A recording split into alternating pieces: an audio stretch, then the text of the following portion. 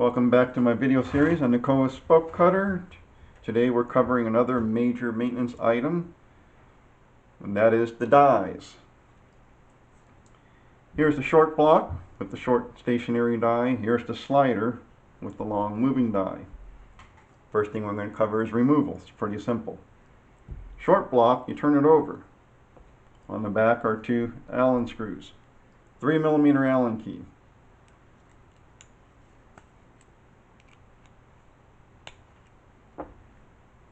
Just like that, it comes out.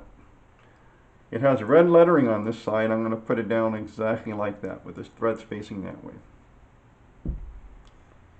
We do the same thing for the slider. Take the slider, turn it over, and on the back there are two Allen screws, 2.5mm, not 2.5. So you need a 2.5 Allen key for this.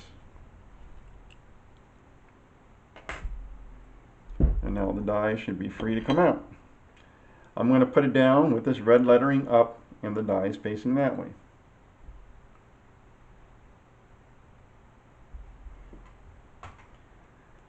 Now why did I put both of these dies down like this, facing each other, red lettering up?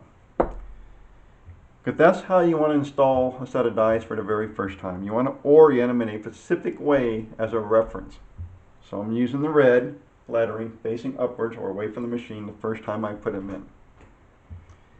In 5,000 cycles from now, approximately 5,000 cycles, what am I going to do? I'm going to take them out and I'm going to rotate them by flipping them vertically. They're still facing each other threads wise, but now the silver side, no red lettering, is now facing the same direction, away from the machine. By rotating the dies, I'm making sure that I get to use some of the threading on the other side of the die that was not being used earlier.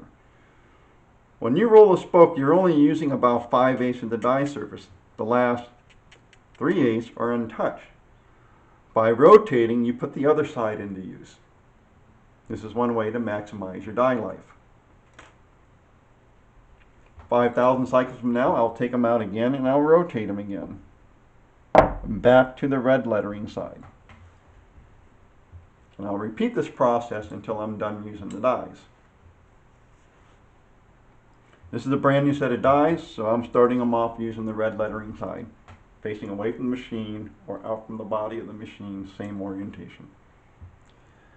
Put them back in, it's very simple. Short die, short block, you put the die in.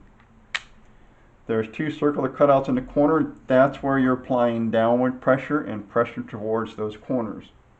Down and up towards those two cutout corners.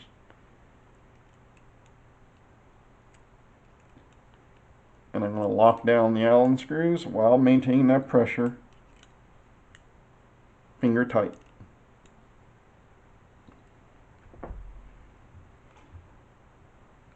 For the long die on the slider, same idea, you just put the die in.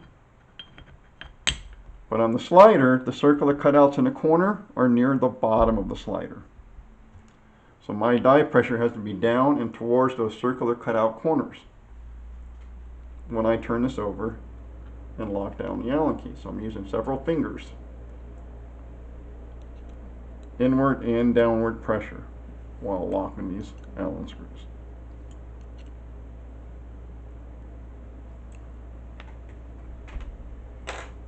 So there I have it. The dies are back in. They both have their red lettering facing the same direction with their dies facing each other. These dies are not cheap. I've gotten them as cheap as $120 a pair, but I think most people are going to be paying $160, $180, $200, $240, $250. These dies are the most expensive maintenance item on your Kowa Spoke Cutter, and the same goes for your Morizumi if you have one, and a Philwood if you have one. They're expensive, and you want to get the maximum use out of them that you can. Should you settle for 10,000 cycles on these dies? No. No, don't settle for 10,000. Should you settle for 20,000 cycles? No. No. Should you settle for 30,000 cycles? No. I've gotten a set of dies at 30,000 and I know I can go further if I'm very careful. You should be self-motivated to push your dies past 30,000 cycles. aim for 40, aim for 50. How do you do this? Set your dies to the minimum spacing pressure needed to put working threads onto your spokes. What's the minimum for a 14 gauge spoke? That's a true 2.00 millimeter diameter. Well, with level threads, you want the last half of the threads to have an average diameter of 2.22 millimeters. My Kowa Spoke Cutter has angular threading, so I aim for 2.22 millimeter average on the last 3 or 4 threads. Be aware, some spokes out there are not 2.00 millimeters. Some are 1.98, even though they're 14 gauge. A lot of mid-grade spokes are like this. You want the average diameter on those to be 2.20. Now here's the nice thing. If you set up your Kowa Spoke Cutter to properly thread 2.00 millimeter diameter spokes, it will automatically cover your 1.98 spokes for you already. That's the minimum you need.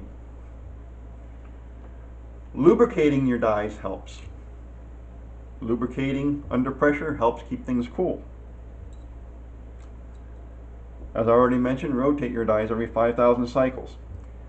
When you do 15 gauge threading, make sure you put your gauge selector right back to where it belongs, 14 gauge, and relock your lower block. One time I put a 14 gauge spoke through a 15 gauge setup and I ended up with a nasty jam that did some really nice damage to the dies. So make sure you put your gauge selector back where it belongs and reset the lower block when you're done doing 15 gauge threading. Minimize your mistakes. Being consistent is important. Consistent technique to how you roll your threads.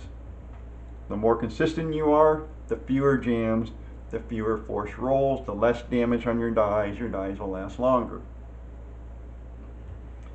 Now there are people out there who will say, well, these dies are good for 100,000 cycles. Yes, they are. When used in a factory machine that's computer controlled or electronically controlled, that has been correctly set up, etc., etc., where a machine does the same thing consistently, cycle after cycle after cycle. But we're human beings and we're operating manually operated machines. We are not perfect. We make mistakes. Things go wrong. We tend to do more damage on our dies because we're not perfect than a perfectly set up machine will do. So once again, don't settle for 30,000. Try to push past 30,000. If you can get 40,000 cycles out of your dies, awesome. That's a big thumbs up when that happens.